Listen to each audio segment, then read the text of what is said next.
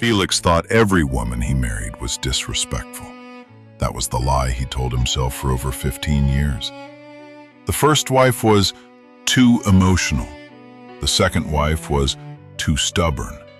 The third wife was too proud. But what happens when a man keeps losing good women, yet never stops to ask if the real problem is him? This is not just a story about marriage. It is a story about ego, control, pride, and the dangerous kind of man who thinks love means ownership. Stay till the end, because the moment life finally humbled Felix, even he could not survive the pain he created. When Queen met Felix, he was nobody. Not poor enough to beg, not successful enough to breathe. Just a struggling young man with dreams bigger than his pocket. Back then, Felix sold electronics in a tiny shop squeezed between two noisy stores in Lagos. During rainy season, water leaked through the roof. During dry season, the heat inside the shop felt like punishment from God himself. But Queen never cared. She loved him when there was nothing to love financially. She followed him from one tiny apartment to another. Sometimes they ate gari for dinner and laughed about it together. Sometimes power supply disappeared for days and they sat outside under the moonlight discussing the future. Felix would hold her hands and whisper, "One day, I will make you proud." And Queen believed him. That was the painful part. She truly believed him. Years passed. Business improved. One shop became two became a warehouse. Before long, Felix became wealthy. Big cars, big contracts, big friends. But somewhere between poverty and success, Felix changed. Or maybe wealth simply exposed who he had always been. Queen noticed the change slowly. At first, it was little things. Felix stopped saying thank you, stopped apologizing, stopped helping. Then came the silence. Dangerous silence. Whenever Queen complained about something, Felix would disappear emotionally, sometimes physically too. He could stay in the same house for 3 days without speaking to her. The silence was punishment, a weapon, and Queen suffered every time. One morning, Queen woke up by 4:30 a.m. as usual. She prepared breakfast, ironed school uniforms, packed lunch boxes, woke the children up gently. Jason was 9, Michelle was 7, Abby was only 5 and always cried whenever it was time for school. Yet every morning, Queen handled everything alone. Felix came downstairs wearing an expensive suit while pressing his phone. "Good morning," Queen said softly. Felix grunted. That was all.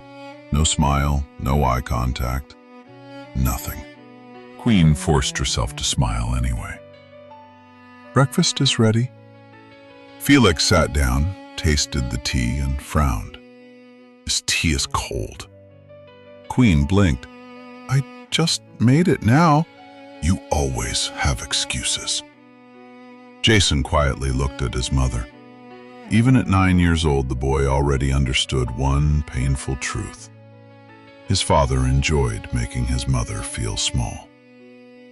That evening, Queen gathered courage. "Felix, I've been thinking." Felix kept scrolling through his phone. "I want to start a small boutique business." That got his attention. Slowly, he looked up.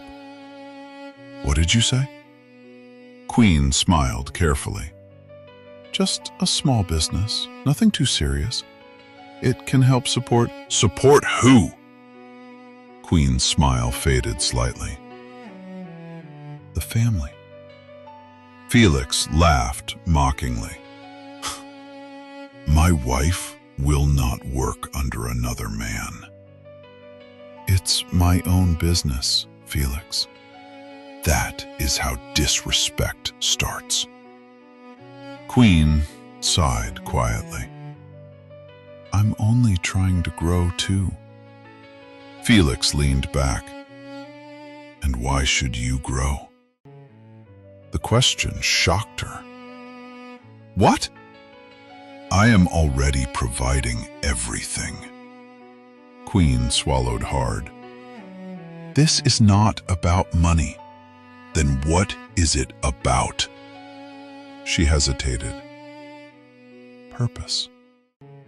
Felix's face darkened immediately. You women become proud once small money enters your hand. From that day, things became worse. Felix hated anything that made Queen feel independent. If she dressed too nicely, he accused her of trying to attract men. If she laughed too loudly during family gatherings, he said married women should behave with more dignity.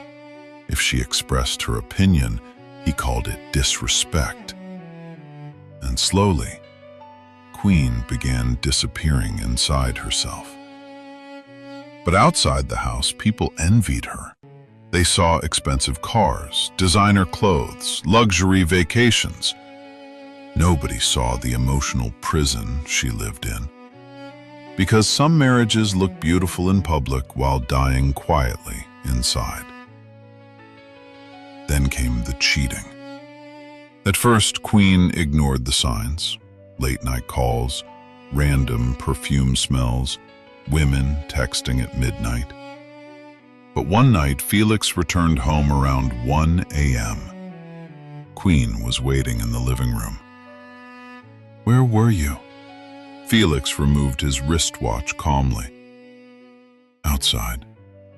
Outside where? Felix stopped moving. You are questioning me? Queen stood up. I'm your wife. And I'm your husband. That doesn't answer the question. Felix walked past her. I don't have energy for this. Queen followed him upstairs. Felix, I'm talking to you. He suddenly turned around. And I said, leave me alone. The children woke up from the shouting. Little Abby began crying. Michelle hugged her younger brother tightly. Jason stood near the staircase watching silently. That moment stayed with him forever. Days later, Queen tried again. Felix, can we talk peacefully? Felix kept watching television.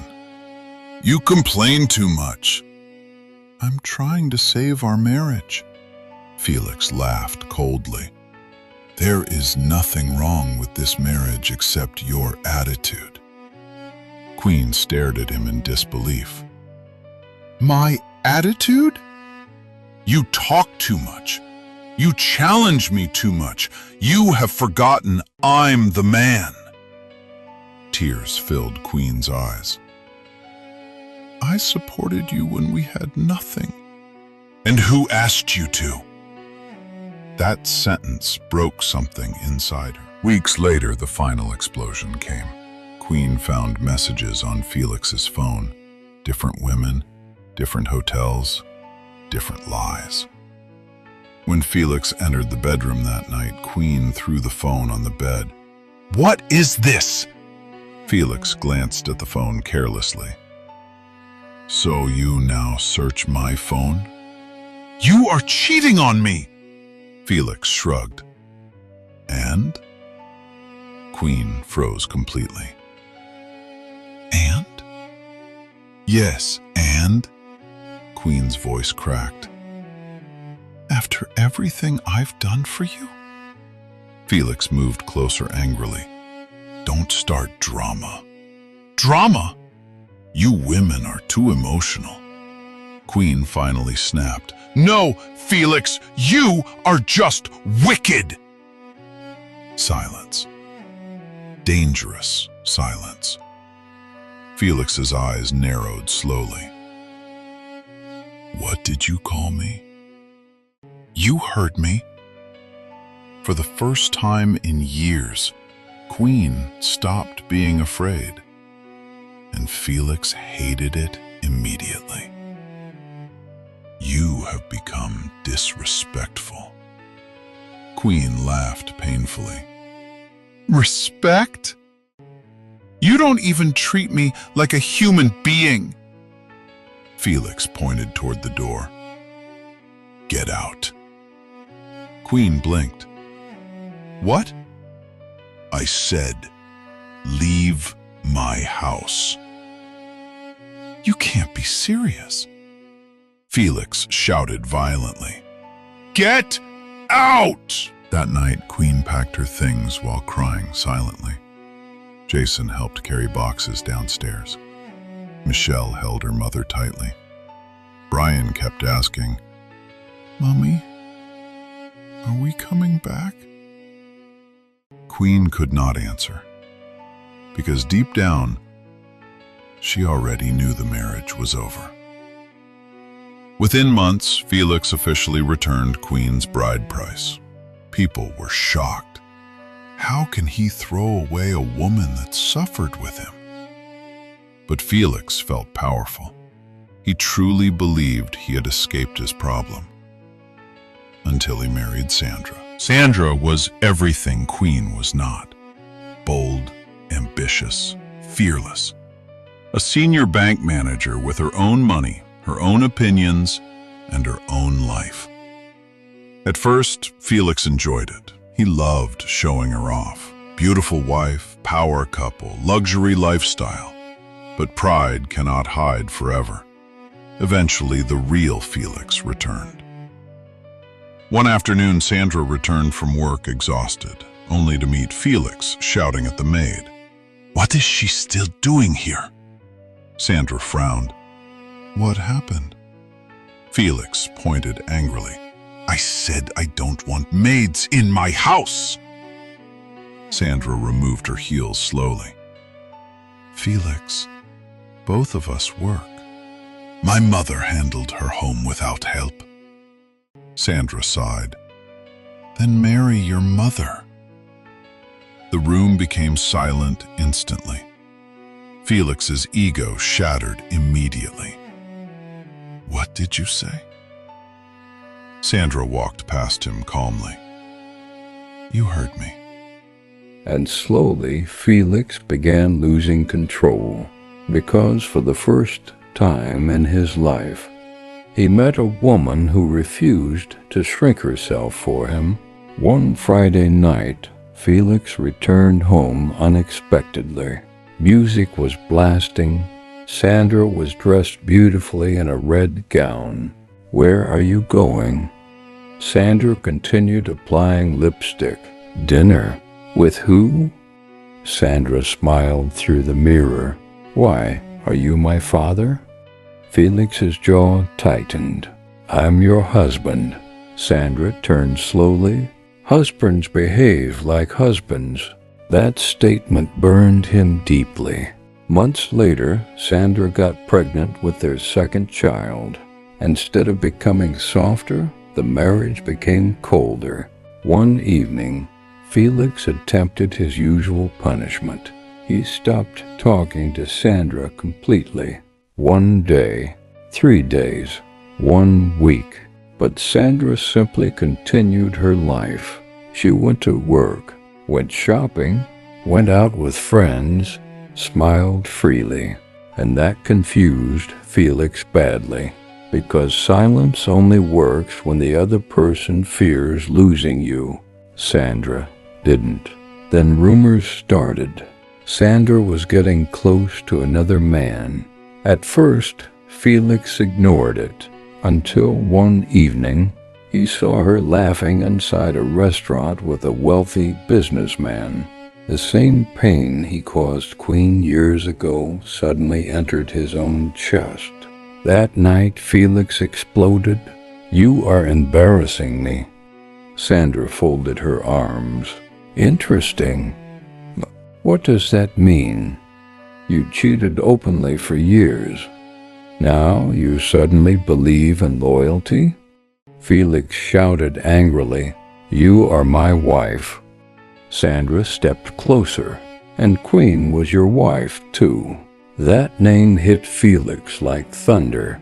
For the first time in years, someone forced him to face himself. The marriage collapsed shortly after. Sandra left peacefully. No begging, no drama, nothing. I see. Within a year, she remarried happily. And Felix? He became bitter, very bitter. But instead of changing, he married again, then again, then again. Each woman left for the same reason: control, pride, emotional abuse, disrespect. Felix kept changing wives the way people change clothes, without realizing the poison was inside him. Years passed. His children grew up emotionally distant. They respected him, but they did not love him deeply. That was his real punishment. One afternoon, Felix attended Jason's university graduation ceremony. Queen was there too, graceful, peaceful, beautiful in a quiet way, not broken, not bitter, just healed, and somehow that hurt Felix more. During the ceremony, Jason was invited to give a speech as best graduating student. Felix smiled proudly, at first, until Jason began speaking. "I want to thank my mother for teaching me resilience." The audience applauded. Jason continued, "She taught us strength even while secretly suffering." Felix shifted uncomfortably. "I grew up watching a woman wake up every day to love. People who barely appreciated her. The hall became quieter, and because of her, I promised myself that no woman around me will ever beg for basic love." Felix stopped breathing properly. Then Jason said the sentence that destroyed him completely: "If you constantly lose good women, maybe the problem is not the women." Silence, heavy silence. Jason looked directly at his father. "Maybe the problem is the man." Felix could not clap, could not move, could not even lift his head, because for the first time in his entire life, the truth entered him fully. That night, Felix sat alone inside his massive mansion. No laughter, no wife, no children running around, only silence. The same silence he once used to punish women was now punishing him. He walked through the empty house slowly. Different memories haunted him. Queen crying quietly in the kitchen, Sandra laughing painfully during arguments, his children watching him with fear instead of warmth. And suddenly, all the marriages he destroyed replayed in his head like a movie. Felix finally broke down, not because he lost women, but because he finally realized he destroyed people who genuinely loved him. But life has one cruel rule. Sometimes realization comes after destruction. Queen had healed. Sandra had moved on. His children had grown emotionally away from him. And now, Felix was just an old, wealthy man sitting alone inside a beautiful prison he built with his own hands. Money could buy houses, cars, respect, status, but it could not buy back the love he killed with pride. Some men think leadership means control. Some think silence is maturity. Some think fear equals respect, until life humbles them. Too late, because the most dangerous thing in a relationship is not poverty, it is ego. And sadly, many people only recognize their toxicity after destroying every good thing around them. If this story touched you, don't forget to like, subscribe, and share, because somewhere tonight, someone is silently suffering in a marriage exactly like this.